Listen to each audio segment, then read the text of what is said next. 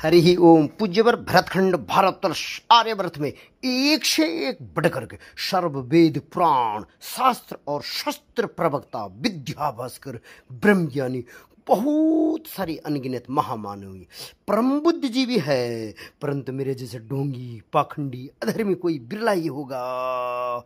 इसलिए आज पहली बार इस अधर्मी से आप धर्म का गोपनीय अति बहु गोपनीय विलुप्त ज्ञान ब्रह्म ज्ञान सुनिए कि जन्म तो तेरा बात हुई बीत गयो, जन्म तो तेरा बात हुई बीत गयो, पर कब होना वेद पुराण शास्त्र की विधि विधान एवं श्रद्धा और भक्ति से युक्त हो करके रुद्राभिषेक जलाभिषेक मेरे महादेव का क्यों, क्योंकि जलधारा प्रियो शिव।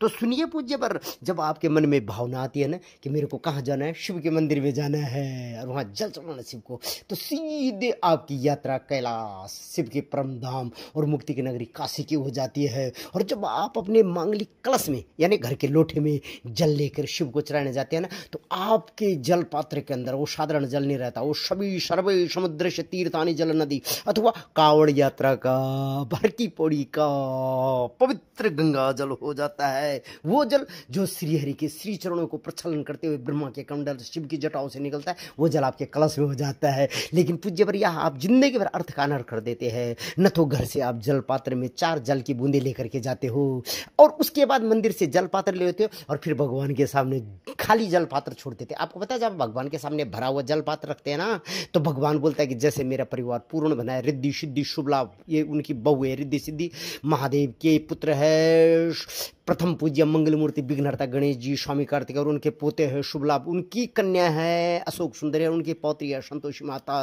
रिद्धि सिद्धि बहू है उनकी है यश वैभव अमोद प्रमोद, उनके पड़पोते, वैसे परिवार पूर्ण हो जाता है। लेकिन हमारा दुर्भाग्य है, इसीलिए इस ढोंगी के जैसे आपको कोई अधर्मी बामण नहीं मिला जो आपको बताता है कि भगवान के सामने खाली पात्र नहीं रखना है। और यहाँ इससे भी बड़ी गलती आप पूज्य बड़ी करते कि जब वापस आते हो ना, तो वापस आते समय मैंने बोला जलधारा प्रियो शिव, शिव के चारों तरफ 33 कोटि देवता होते हैं और जितने भी आपके पाप ताप होते हैं उनको वो हरण कर देता है। इसलिए 4 दाने वहां पर से 4 बूंदे जल लेके आना पड़ता है और उसको अपने कुटुंबीजनों पर, अगर उन पर किसी ने आपके पारिवारिक जनों पर किसी ने अलैया बलैया नेगेटिव एनर्जी कुछ खिलाए पिलाए रहे तो वो भी दूर हो जाता है। शिव सारे जहर का पान कर देता है, हरण कर देता है। और अगर आपके घर में कोई भी नेगेटिव एनर्जी है, कुछ वास्तु दोष है, वो सारा का सारा दोष दूर हो जाता है। लेकिन पूज्यवर आप यहाँ पर तीनों गलती कर देते हैं। न तो घर से आप भरा हुआ कलश लेके जाते हैं, न शिव के सामने भरा हुआ पात्र रखते और वापस आप खाली पात्र आ जाते हैं। तो पूज्यवर इसी वजह से आपको आपकी पूजा का पुण्य फल नहीं मिलता है। तो जरूर आगे से ध्यान रखना,